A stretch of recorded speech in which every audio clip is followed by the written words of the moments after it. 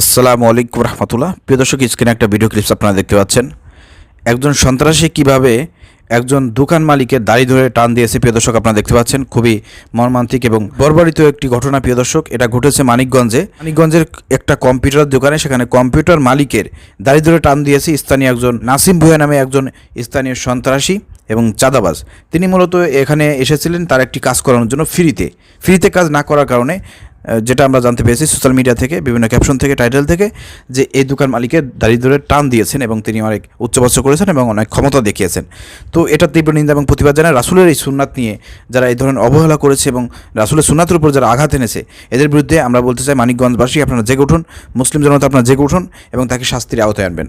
নিজের হাতে আইন কেউ তুলে নেবেন না। পুলিশ প্রশাসন দৃষ্টি আকর্ষণ করছি যে এই দোকান মালিকের সঙ্গে খারাপ ব্যবহার করেছে, রাসূলের সুন্নাত নিয়ে এখানে টানাহিঁচড়া করেছে এবং আঘাত করেছে দোকান মালিককে। এই নাসিম ভুঁইয়াকে গ্রেপ্তার করে আইনের আওতায় শাস্তি প্রদান করবেন। প্রিয় দর্শক, ভিডিওটি শেয়ার করে দেন।